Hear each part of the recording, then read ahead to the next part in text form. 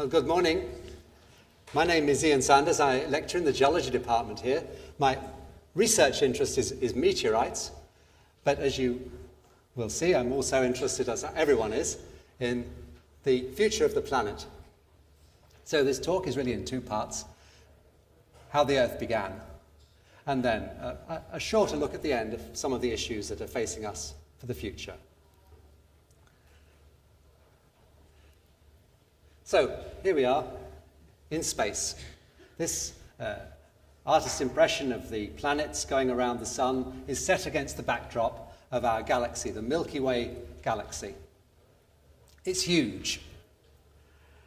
And to get an idea of what the galaxy would look like, we need to look through telescopes at other galaxies, because our galaxy, if we looked at it from a different perspective, it would look a little bit like this. A spiral-armed galaxy. Lots and lots of stars in the middle, and fewer stars making enormous arms that swirl out from the center. Like an enormous fried egg, if you like.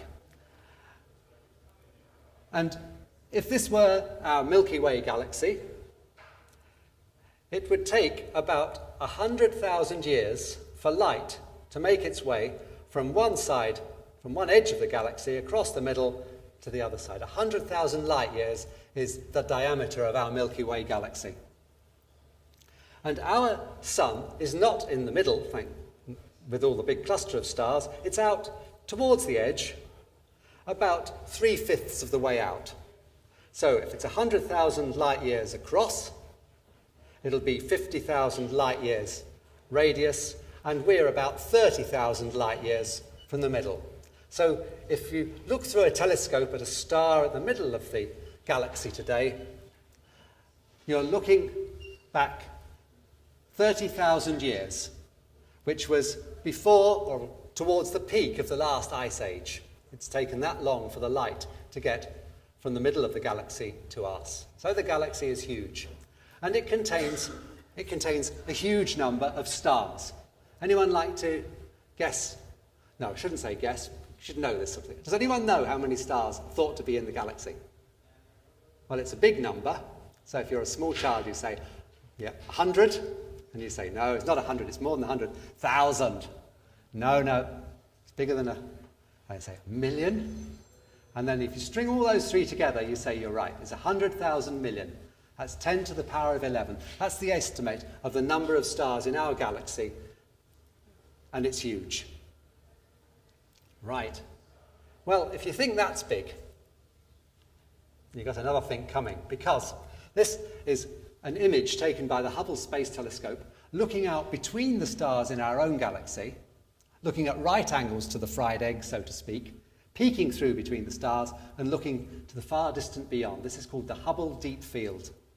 And each of these light dots, little smudges, even the little faint ones, they are all galaxies. They're a long, long way away. In fact, the furthest ones go back to the time of the Big Bang, 13,000 million years ago. In fact, 13.7 if you believe the best estimate of the age of the universe. It's huge. Truly huge, and unimaginably huge.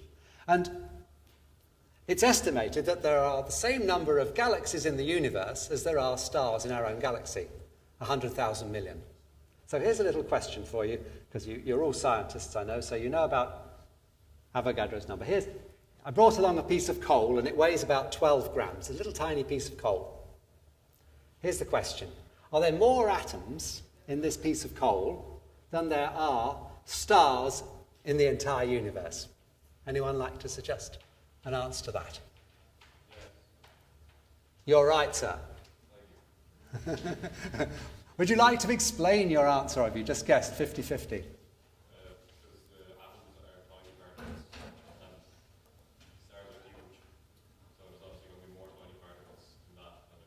Oh, I think you have to do a little bit more precise argument than that. The argument is that 12 grams of carbon, that 12 is the atomic number of carbon, the mass number, there's 6 protons and 6 neutrons, yeah, so 12. And that means that 12 grams of carbon contain Avogadro's number of atoms. It's a very large number. It's 6 multiplied by 10 to the 23. That's the number of atoms of carbon in this piece of coal. And if we go to the stars in the universe, we've got 10 to the 11 multiplied by 10 to the 11. That's 10 to the 22 stars, which is fewer than the number of atoms in this small piece of coal. So for all that the universe is huge, you can go down orders of magnitude even more.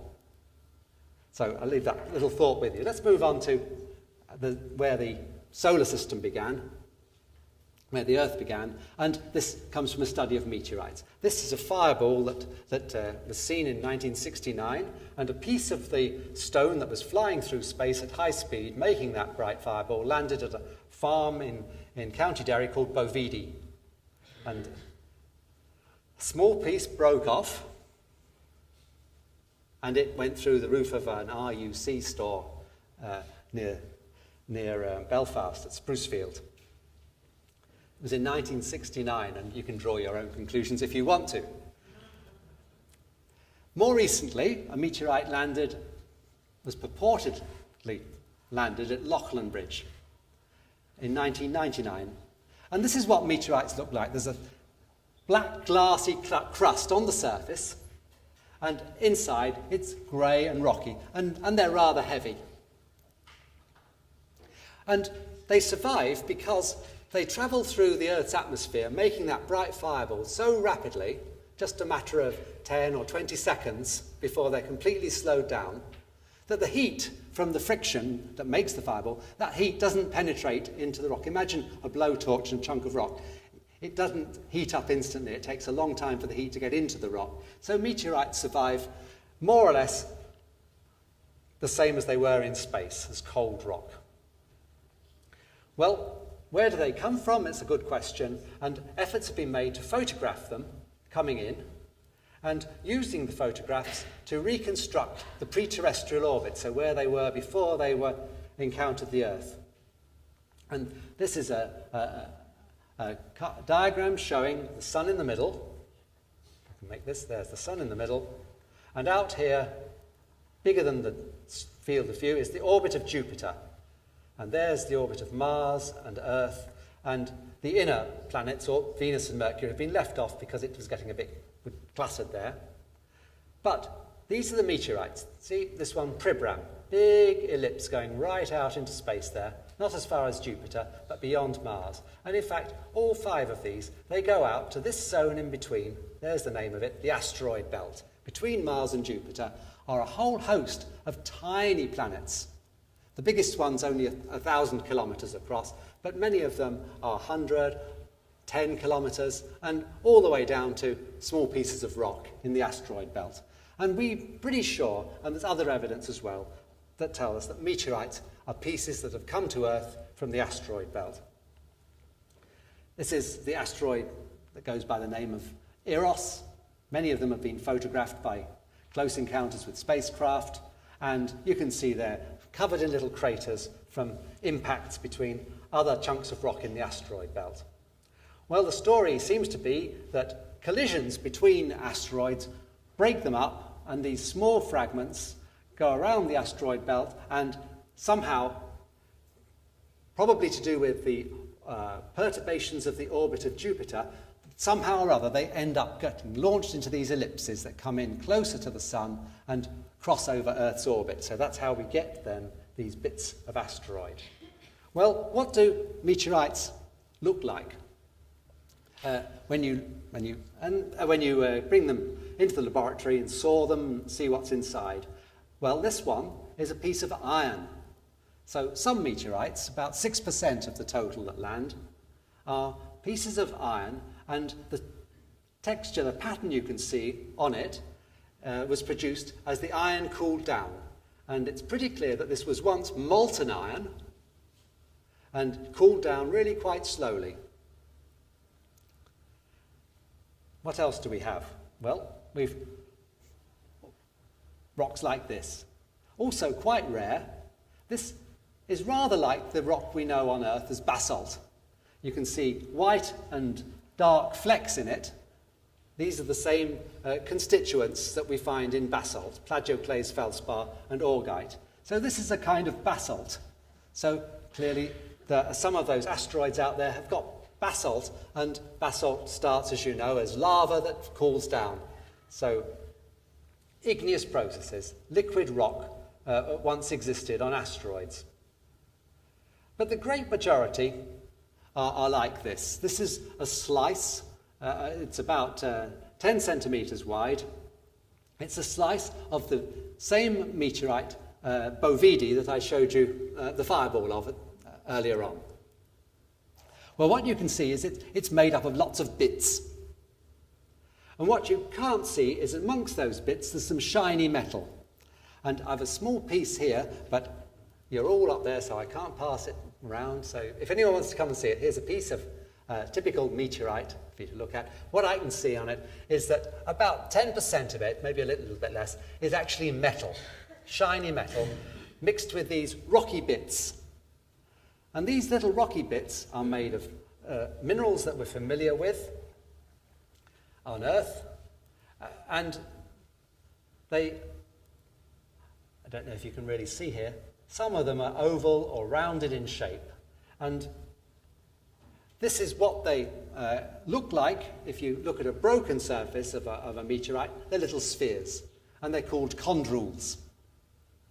These were molten droplets once, and as they cooled down, they crystallized into silicate minerals similar to things that we have on Earth. And it's the origin of these chondrules, and I'm not going to take it any further, but the origin of these has been, well, it remains enigmatic, but it's been the subject of my own research for the past number of years. Okay, so these are kind of aggregates of chondrules and bits of metal, and they make up almost 90% of the meteorites that come to Earth, this kind of material. Okay, well, one of the most important things about these meteorites is that they're incredibly old.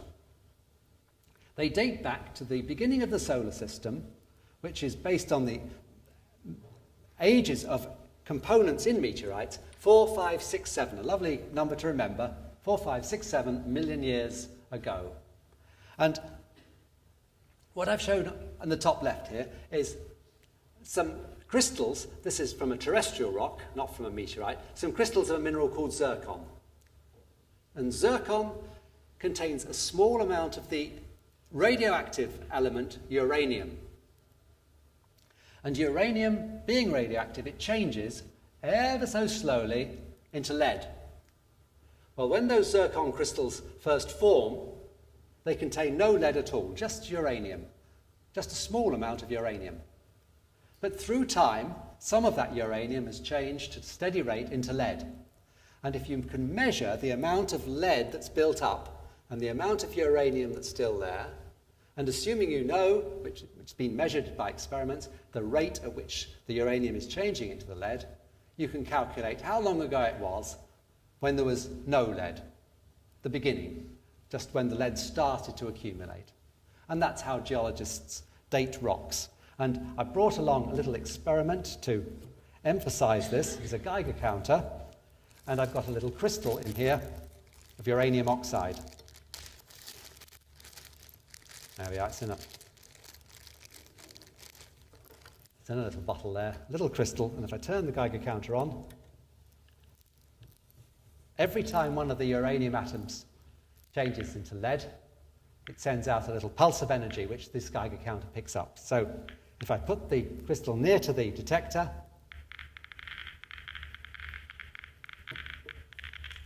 where's my microphone? Can you hear it? Ah, yes. That's the cries of dying atoms. Ah, ah, they go as they die and change into lead. So there were lots and lots. They were doing it fast, weren't they? Yeah. There's a continuous crackle. So how is it there's any uranium left?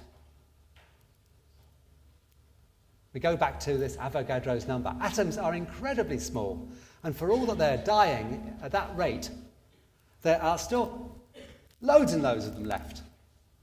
There are trillions of atoms of uranium, even in this tiny crystal. Okay, so that's the way we've dated meteorites, and we think the solar system began 4,567 million years ago. What else can we tell about meteorites apart from their age? Well, here's something that's very interesting. The elements that are present, and here some of the elements from the periodic table picked out. At the top there you can see iron and magnesium and silicon, common elements, and then at the bottom end of the line, scandium, strontium, zirconium, rare elements. And you can see that these elements are strung out along a 45-degree sloping line. And on one axis, the bottom here, we've got meteorites. They've got these funny names, carbonaceous chondrites. That's a name for these common sort of meteorites. And these numbers are orders of magnitude. So each is 10 times more than the previous one. So there's a huge difference in the concentration of iron compared with zirconium. Okay. But what's important is that the same relative proportions are found in the solar photosphere. That's what the sun is made of. So these mixtures of metal and chondrules that I showed you, if you analyze them in the laboratory, it turns out the elements in them are in exactly the same proportions as the elements in the sun. Okay, now you say, I can understand how you can analyze something in the laboratory, but how can you analyze the sun? That's a good question. Does anyone know the answer to that? How do we know what the sun's made of? Well, the information gets sent to us free of charge in sunlight.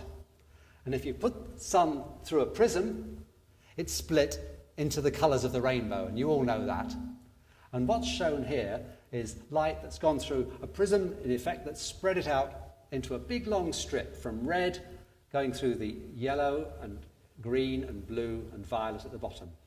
So this is sunlight spread out according to wavelength. And if you look, you don't have to look very hard, you can see little dark bands, dark lines crossing this spectrum. And each of these dark lines corresponds to a chemical element. And those, the darkness of the lines can be used to construct the chemistry of the sun. So there we are. The sun in the middle is the same as stuff in the asteroid belt.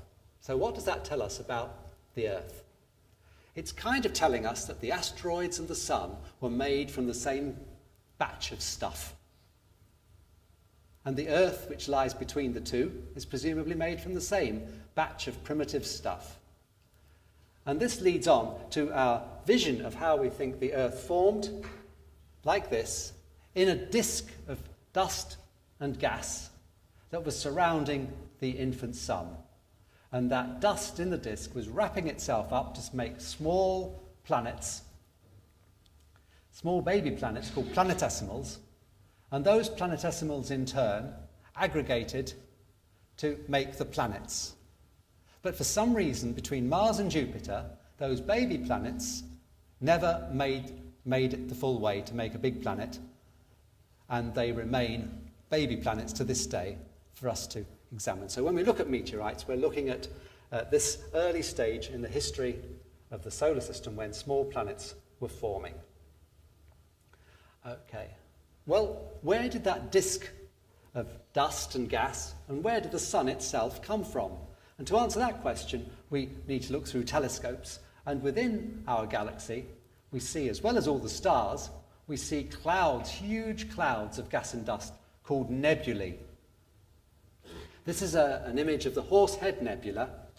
And within this region, new stars are being formed. What happens is that the concentration of gas and dust becomes locally gravitationally unstable, and small parts of the big cloud fall in on themselves. Maybe 10 or 100 or 1,000 fragments of this cloud collapse in on themselves. As they do so, they conserve their angular momentum and spin out a flat disk with a new sun in the middle. And when the sun gets sufficiently, when the lump in the middle gets sufficiently massive, nuclear synthesis starts. What happens? The hydrogen atoms start bonding together to make helium atoms, and that releases a lot of energy, and the new star begins to shine. Well, where did the dust in the nebula come from? Well, it turns out that stars in our galaxy are not permanent fixtures. They have a lifetime and they eventually explode. Our own sun eventually will explode, but not for another 4,000 million years or so don't worry about that. But this is a star that exploded in 1054 AD. It's exploded as a supernova explosion, and all the contents of that star are being launched back into the galaxy, where they get mixed with other dust, and somehow or other that dispersed dust gets reconcentrated by the forces within the galaxy to form concentrations that are high enough for new stars to start to form again. So it's a recycling process that goes on in our galaxy.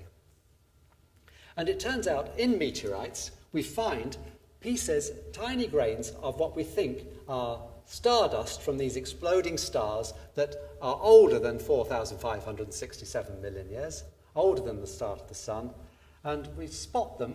Here's one here. It's a little grain of silicon carbide. And we know it's odd because the carbon atoms in it, the carbon-12 and carbon-13 atoms, are in the wrong proportion. They happen to be 39 carbon-12 to 1 carbon-13 atoms in this silicon carbide.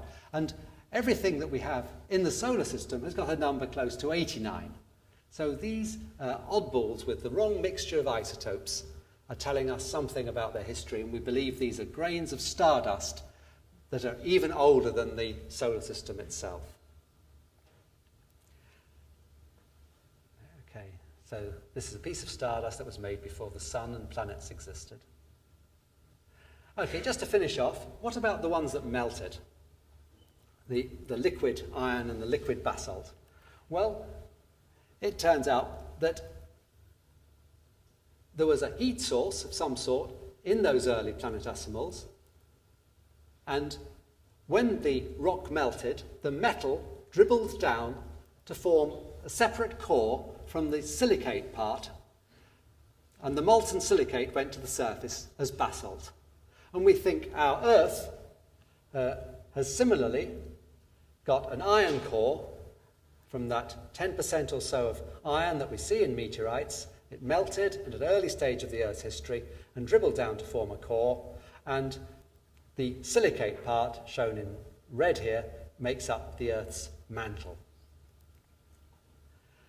Okay, so we don't have much of a history of the early Earth because the Earth's an active planet, and as you know, plate tectonics and volcanoes are very much active today. But there are, in a few places, some very old rocks that survive. Here's one that's 3,600 million years old, and we can pick out a feature which we call pillow lava, and that tells us that the Earth had oceans 3,600 million years ago.